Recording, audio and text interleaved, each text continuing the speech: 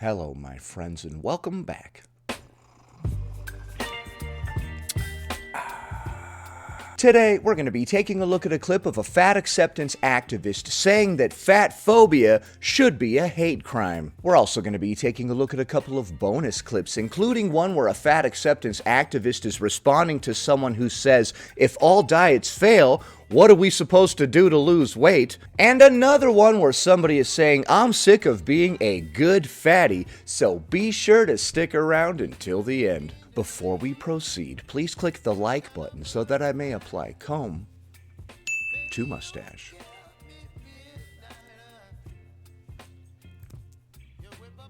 Should fat phobia be a hate crime? Featuring the plane incident. Oh, she's talking about that thing that I just covered on Tuesday. Imagine crashing out because you don't want to sit next to a fat person on a plane. We've seen the video of that woman assaulting a fat woman because she didn't want to sit next to someone big on a plane, right? That was not okay. What that woman did was completely unhinged. Right?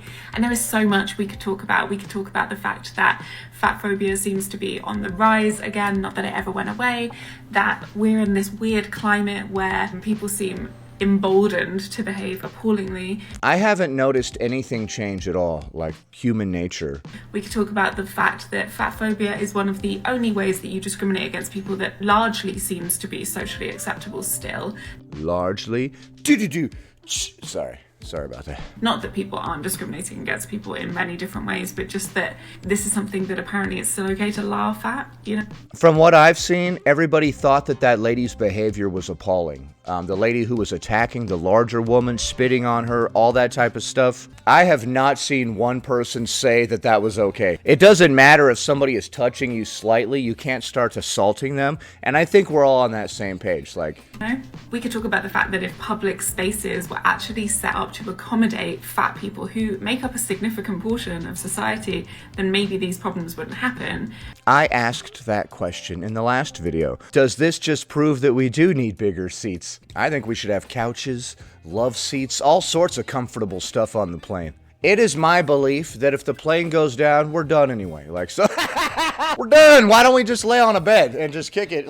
We may as well relax in the cabin, right? Well, the seatbelt's for the turbulence. Shut up. Okay, we're all done. But what I actually want to talk about is why discrimination against fat people and fat phobia isn't a hate crime. I know that I don't know. I think that's a little crazy to try to consider it a hate crime. A lot of the comments, if this video gets any traction, will be like, well, you chose this, so it's not the same. I think that the more we learn about fatness, the more we realize that we really didn't choose this. This isn't really a moral failing. This isn't just us eating more and being lazy. I wouldn't say that being obese is a moral failing at all, but we are definitely the ones who put ourselves where we are today. Nobody else did. So you're trying to say that being obese is not a choice, therefore you should be a protected class, and therefore mistreating larger people should be considered a hate crime, I guess. So many components that go into fatness. If we What? You mean like calories? ignore this idea that fat people chose it, which I think is the reason that people feel emboldened to behave so appallingly towards fat people. Well, I don't think that they chose it as in I want to be overweight. I think a lot of people are misinformed about what a proper diet is these days. Just suspend your disbelief if you don't agree with me. Let's just say that fatness isn't a choice. Then is it okay that our medical care is compromised, that people are acting like rabid animals on planes trying to attack fat people because the idea of touching them is so disgusting The idea? Oh, it's that intrusive R. to them, that plane seats aren't built to accommodate these people, that we are less Well, the average person was not between a size 16 and 18, even 10 years ago, so obviously plane seats aren't designed for people that didn't exist back when they were designed. Although I'm sure they design new seats every year, right? And they're just like, well, I'm not making these any bigger. We want money. We want money down here at the airline. We used to be able to fit 103 people into this aircraft, and damn it, we're gonna still fit 103 people into this aircraft today. Like I said, I don't care if they make slightly bigger seats or give us a bed or a couch or whatever. If this plane goes down, we're all done anyway. So I'm not holding on to the fantasy that we're surviving a plane crash, although people do sometimes. I saw a video of some dude filming from his phone, him leaving an upside down airplane that had just crashed, and he was like, oh my God, this plane just crashed. I just came out of here like... Likely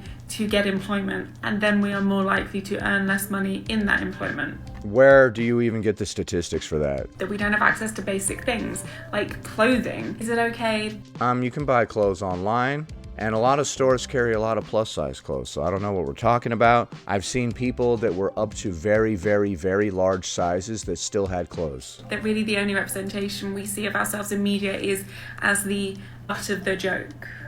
Is it okay to treat an entire group of people like a disease that needs to be eradicated? No, but obesity is a disease. What are you talking about? So when somebody wants to help an alcoholic get sober, they consider that person to be a disease and they are trying to get rid of that person. I guess they're not just trying to help them quit drinking because the alcoholism is the disease. But also a group of people that if they try, you will mock.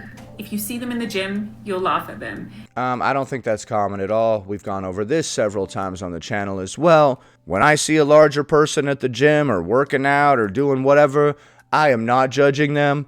Who the heck would do that, right? The average numbnuts online that gives you a hard time for your weight, the first thing they say is, go to the gym. Like, so then they see you at the gym and they're like, go home. You're like, what do you want from me? What do you want? If you see them ordering a salad, you'll laugh at them. What are you talking about? See them taking the jabs, you're going to say that they're cheating. Let's just assume for a second that no one would choose this. No one would choose to be fat knowing the way that society treats fat people. Well, nobody would choose it based on many, many, many things. Not just the way that society treats you, but your own lack of mobility, the discomfort in your own body, the insecurity that comes from constantly worrying about the way that you look. And most of us have tried incredibly hard for a very long time, to the detriment of our physical and mental health, to be thin. Okay, so from your perspective, being overweight is not a choice because you have tried to lose weight in the past and have been unsuccessful. Therefore, our weight is not a choice. Or maybe, just maybe, the approach that you took to losing weight was not the correct approach for you or for your situation. Is that an option? Perhaps we just didn't take the right approach to this thing, and that's really what's going on here. Instead of us acknowledging the idea that sometimes weight is outside of your control, maybe you need to acknowledge the idea that weight loss is possible, I just didn't take the right approach. In order to get the treatment that you give to thin people as standard. So if we assume that... I don't treat anybody better than anybody, honestly. I do have to interact with people here and there occasionally throughout my life, and I try to just be nice to them so we can both go our separate ways as quickly as possible. Actually, it's not a choice, and that it's not a moral failing. I wouldn't say it's a moral failing, but it's definitely a choice. That you can't see someone's health, not that you care about fat people's health, that you can't see someone's determination. If we assume... You can see someone's health if they have a visible medical condition. If you are lacking a leg, I can see that you are lacking a leg. If you have the medical condition known as obesity, that is also visually detectable. I'm going to word things all strangely like that because I got to make things weird. All that is true, then don't we think that discriminating against fat people, attacking fat people because they're fat, should be a hate crime? We need to stop your average person from thinking... No, I don't think it should be a hate crime. I think it should just be a regular crime. It's acceptable. And unfortunately, I think that we have to force this because I don't think that people are going to do it by themselves. We have to force this because I don't think people are going to do this by themselves. So you're going to force fat phobia to be a hate crime even though nobody agrees with it. Okay. Nobody wants this, so we're going to have to force it on them, essentially. Personally, I don't think that fat phobia should be a hate crime. And I do think that your weight is a choice. Next. Okay, Hannah's asking this question. What do you think is the answer to losing weight then when being a schmeece has a number of health implications? I've tried to record this a number of times. Did you say when being a schmeesh has a number of health implications? Hold on. What do you think is the answer to losing weight then when being a schmeece has a number... Oh, schmeesh? What? Why are you saying it like that? What do you think is the answer to losing weight then when being a schmeece has a number of health implications? Oh, schmeesh. Okay, I like that. Is that what we're going with now? It's not obesity now, it's oh schmeeshity. It's pretty hard to pronounce though, I'm gonna be real with you. I've tried to record this a number of times. Buckle up, it's gonna be... This is the person that said that I need to fuel my obsession with fatness. I'm obviously... I'm going to bring that up every single time I see a video from them. Be a long one. Because here I am again to fuel my obsession.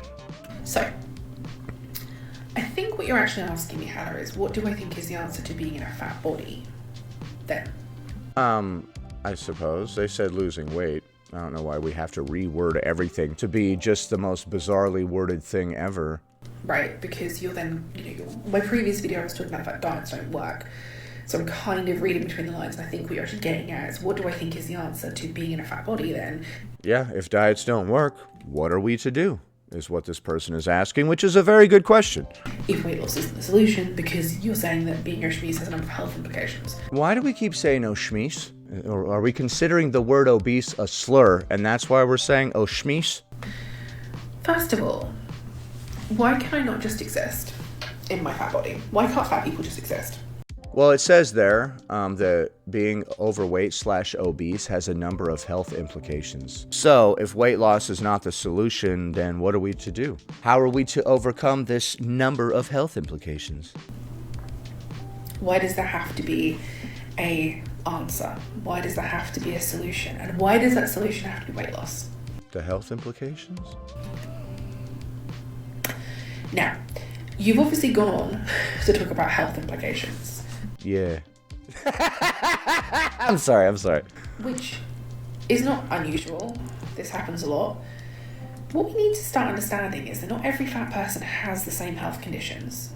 Obesity is considered a health condition itself. I'm sorry, oschmecity. Not every fat person has the same behaviors. Not every fat person has health conditions correlated to their body weight. Right, but there are a number of health conditions that are largely associated, pun intended, with obesity. So, joint pain, fatigue, type 2 diabetes, insulin resistance, which is the precursor to diabetes and whatnot. Some fat people are in larger bodies because of health conditions. Some people could have health conditions that have nothing to do with their body weight, right? Right, there's a lot of what ifs, but there are certain health conditions that are very much associated with obesity, and people that are non-obese don't tend to have them very frequently. But the reality is that there are thin people who have health conditions correlated to their body weight, and thin people who have health conditions uncorrelated to their body weight. There are also people in thin bodies that have the same health conditions as people in larger bodies, but they're treated very differently. Right? They're treated very differently, both by society and by doctors. Of course, they're treated differently by doctors. He's going to tell you to lose weight if you are overweight and it's causing you health conditions. Individuality is not safe for thinness. Individuality is not something that just thin people get to have. Right? Fat people are individuals too. Medical weight stigma kills. How's that? It's deadly, it's harmful.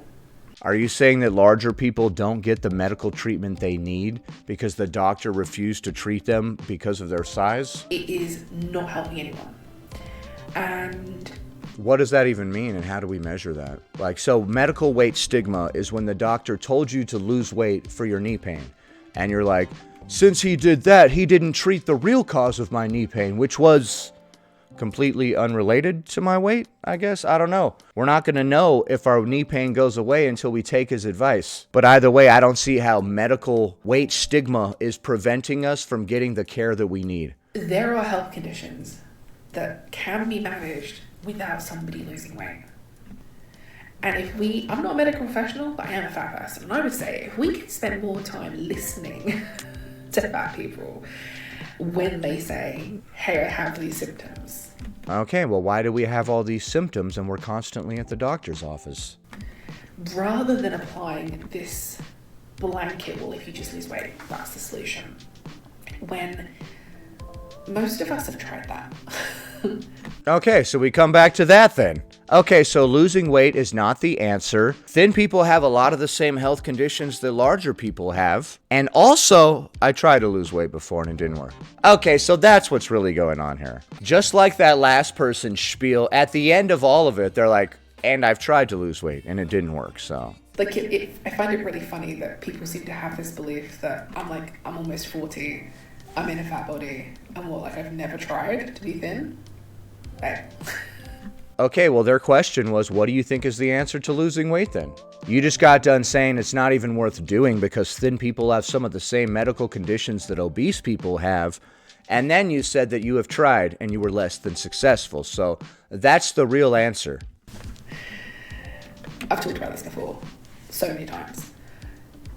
So the idea that if I go to the doctors with some kind of symptom, the idea that I'm going to be sent away and told I need to lose weight, that's actually terrifying. Why? Because then we know that we are in control and responsible for our own body? Why is that terrifying? I've said a lot of fat people are terrified by that. You're terrified that the doctor told you should lose weight for your health. But you've tried to lose weight in the past and been less than successful. So why are you terrified if your doctor tells you to do it? I don't understand. Because it's not the solution. Then why did you try to do it before? It's not the answer. And I should be given other options and actually listen to. Yeah. You should be given other options, and you're angry at the doctor for that. What is he supposed to do? He's like, you could lose weight for your knee pain, or you could pop this balloon full of confetti. Whichever one you want. What options do you want? And I love how at the end of that, we learned that she tried to lose weight in the past. So all that other stuff you said was just sour grapes. Losing weight isn't worth it. Thin people experience a lot of the same stuff that we experience. By the way, I tried to lose weight in the past and I wasn't successful. Okay, next. Okay, so we have to talk about the elephant in the room, which is being a good fatty. Is that the elephant in the room? So a pretty large plus-size influencer just posted a trend that was like the holy airball, and it was like talking about, oh, so you're a fat influencer, do you promote unhealthy living? And then the first thing that they did was post them working out and then working out again and be like, holy airball. And I just want to say that like that fully puts into the idea of being a good fatty. All right, I've heard this terminology, good fatty, before. Please elaborate. And listen, I used to fall trap to that too many years ago where I was like, stop telling me I'm healthy, look at me, I'm working out every day, look at... She's saying if you're living in a larger body, you might feel the need to prove to the world that you actually do healthy behaviors, such as working out or eating a salad or whatever. The salad I'm eating. See? I used to post, guess what? That doesn't actually help our communities. It's just a weird little display that people do sometimes. Like, someone can be 800 pounds and then they post a what I eat in a day video of them like sniffing a piece of lettuce. And then they're like, see, I don't know what's going on. Like, well, a lot of those posts that people make of them being a good fatty are just full-on fabrications, right? They're like, what I ate today. And they take a sip of coffee. They're like, that's it. I don't know why I'm 950 pounds. It doesn't actually help fight fat phobia, this idea that we have to be placating to people to prove that we are, in fact, a good fatty. Okay, and then it just cut off abruptly right there. But I do know what she's talking about, the concept of a good fatty, where a larger person feels the need to prove to everyone around them that they're actually engaging in healthy behaviors. Although I will say people that do that are largely just participating in a performative act. So obviously I disagree with all of the aforementioned, but what do you think? Should fat phobia be declared a hate crime? What is the answer to losing weight if all diets fail? And why do we feel the need to prove to everyone around us that we're a good fatty? Leave a comment below. Happy Thursday, everybody. Anyway, that about does it. Thanks for watching, commenting, liking, and subscribing. And I'll see you in the next one.